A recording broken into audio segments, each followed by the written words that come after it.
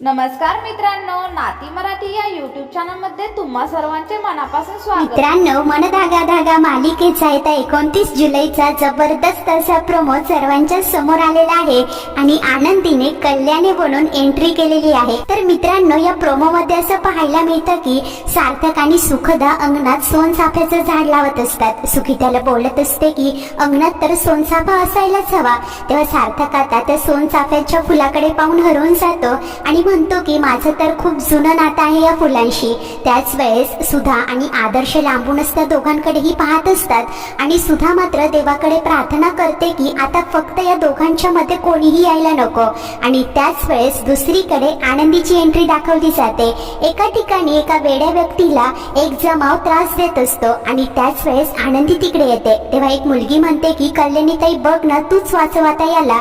त्यानंतर आनंदी त्या वेड्या माणसाला पाण्याची बॉटल देते।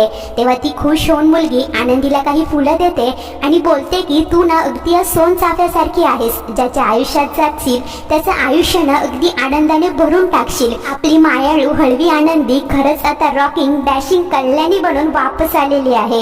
प्रेक्षकांना या प्रोमोची खूप उत्सुकता होती आणि अखेरीस आनंदी परत येण्याचा तो धमाकेदार प्रोमो आपल्या समोर आलेला आहे। मित्रांनो, या 6 वर्षानंतर आनंदी तर पूर्णपणेच बदलून गेलेली आहे। सुधाला आनंदीने वचन दिलेलं असतं की ती सार्थकच्या आयुष्यातून कायमची निघून जाईल आणि त्याचमुळे कुणालाही तिची ओळख पटू नये म्हणूनच आनंदी आता स्वतःचं नाव बदलून कल्याणी हे नाव वापरून एका ठिकाणी राहत असते, ज्या आनंदीसाठी सार्थकच सर्वस्व होता। जिच्या प्रत्येक छोट्या छोट्या प्रॉब्लेम मध्ये सार्थक तिची मदत करायचा, त्यात सार्थकची आनंदी चक्क आज लोकांची मदत करताना दिसून येत आहे।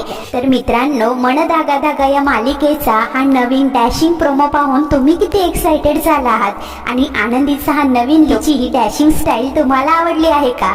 शिवाय आता आनंदीच्या येण्याने या मालिकेला नवे कुठले वळण लागणार आहे? मित्रांनो, मन धागा धागा जोडते नवा या मालिकेचे असेच नवनवीन अपडेट पाहण्यासाठी आपल्या चॅनलला आताच सबस्क्राईब करून ठेवा आणि हा व्हिडिओ जर आवडला असेल तर व्हिडिओला लाईक देखील करायला अजिबात विसरू नका।